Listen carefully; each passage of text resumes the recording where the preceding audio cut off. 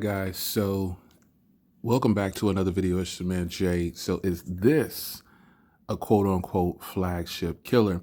So the Poco F2 Pro is now official.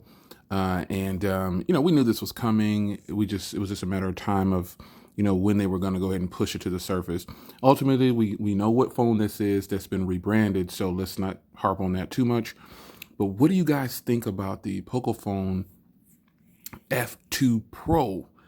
Do you think they're going to try to trick us and bring out a Poco F2 as well? I mean, a F2 Lite or something like that and sell it for $299. I don't know. But nonetheless, here is the Poco phone. It comes in at $499. Ultimately, I think Xiaomi, doing this Poco phone is like what OnePlus did at the beginning. How long can they maintain this? Because I've got something else that I want to show you on my channel before I do a review of the Poco phone.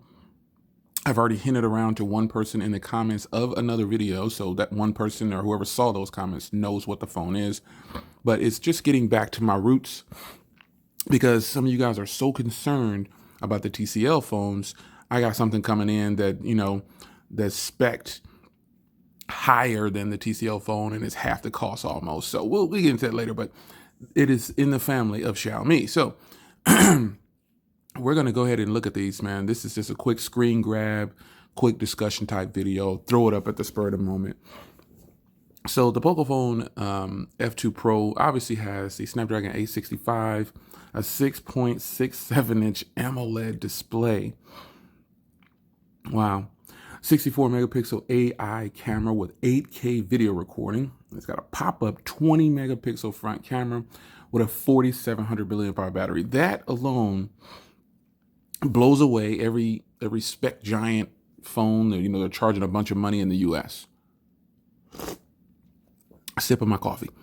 That right there blows it all away. That does it. So boom. Obviously it's going to have some liquid cooling. Here we go right here.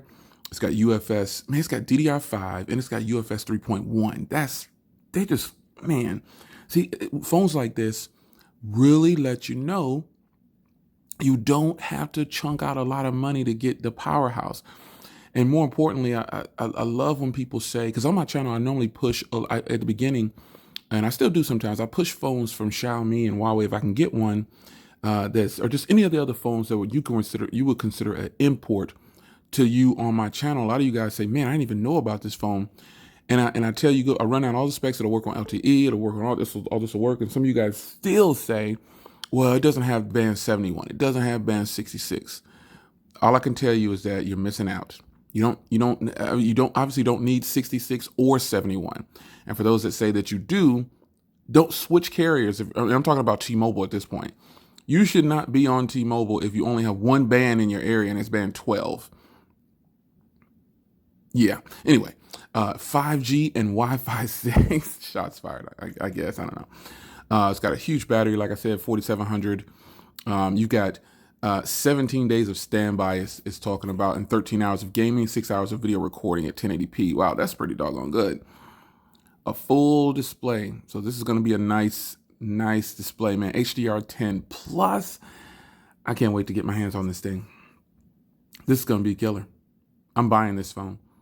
I already bought some other phones that I'll be debuting that are really appealing to you, and I suggest that you purchase them. I'm already telling you to purchase them, and I haven't even showed it to you yet. But I bought some phones, and it's in the family. So, yeah. You got the smart screen. I'm just kind of scrolling through here, man. This is what we're looking at right here. These cameras. Quad camera setup. 2 megapixel depth sensor. 13 megapixel ultra wide angle camera. 5 megapixel telephoto. 64 megapixel main shooter. It's the truth, man.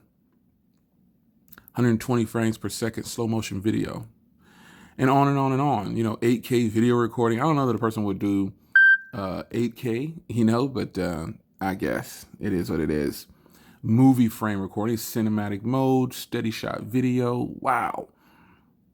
Yeah, this is going to be nice, folks. I just wanted to let you guys know my thoughts on it. And I personally feel like this is going to, see, a lot of people don't have an open mind. People are going to say, oh, the software is clunky.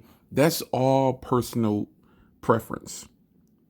I personally Xiaomi software, just like Huawei software, is blazing fast.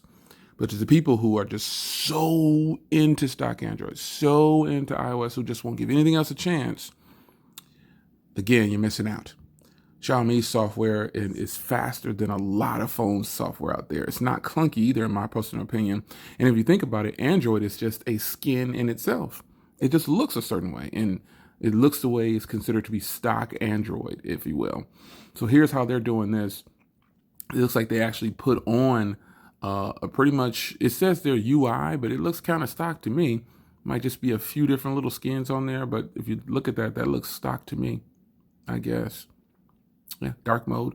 The fascination with dark mode is, but there it is, man. It's got the latest design with the full screen, and it is definitely gonna come in 4 colors.